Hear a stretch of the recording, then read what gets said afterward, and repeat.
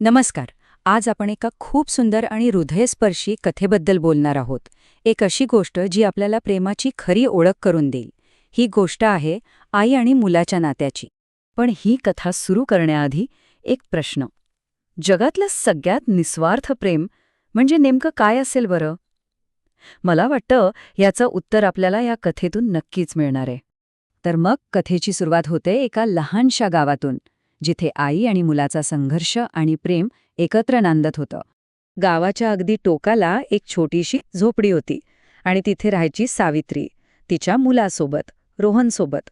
दुर्दैवाने रोहनचे वडील तो लहान असतानाच गेले होते. त्यामुळे घराची सगळीच्या सगळी जबाबदारी एकट्या सावित्रीवर होती.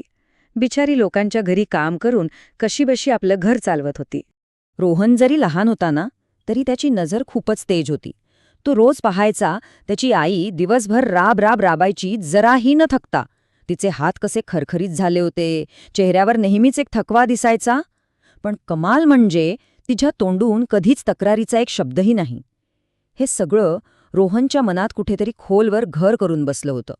आणि मग एक दिवस असा येतो जेव्हा रोहनच्या मनातली ही सगळी घालमेल बाहेर पडते आणि तिथूनच त्याच्या आयुष्याला एक नवी, वेगळी दिशा मिळते. झालं असं की शाळेत शिक्षक सगळ्यांना विचारत होते, अरे मोठेपणी कोण काय होणार? पण रोहन तो एकदम गप्प बसला होता. घरी आल्यावर आईने पाहिलं आणि विचारलंच, काय रे, आज एवढा शांत का? तेव्हा रोहनने तिला तोच प्रश्न विचारला जो त्याला रोज आतल्या आत खात होता. आई, तू तू इतकी मेहनत का करतेस? आणि बघा, या प्रश्नावर आईचं उत्तर इतकं साधं पण इतकं परिणामकारक होतं.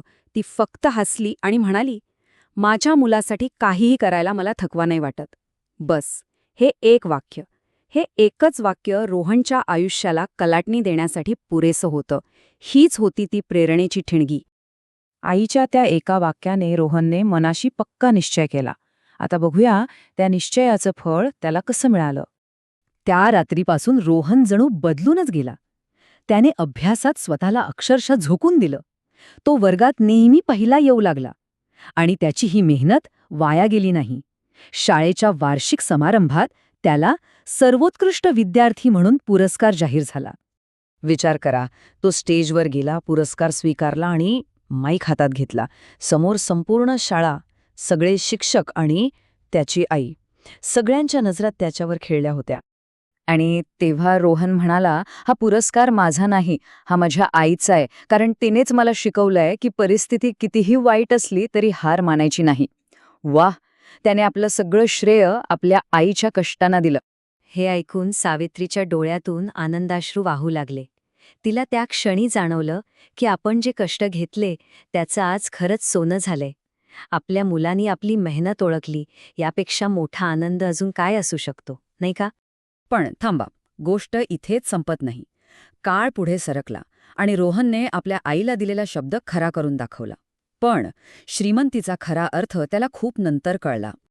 तर अनेक वर्षांनी लहानपणी आईच्या कष्टांनी प्रेरित झालेला तोच रोहन आता एक मोठा अधिकारी झाला होता आणि त्याने आपल्या आईसाठी एक मोठं आलिशान घर विकत घेतलं.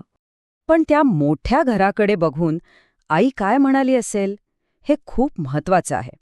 ती म्हणाली, अरे बाळा, मला एवढं मोठं घर नकोय. तू माझ्याजवळ आहेस ना, यातच मला सगळं काही मिळालं. बघा, तिची खरी श्रीमंती कोणत्या भौतिक वस्तूंमध्ये नव्हतीच, तर ती होती आपल्या मुलाच्या सहवासात. आणि तो क्षण होता जेव्हा रोहनला खऱ्या श्रीमंतीचा अर्थ कळाला.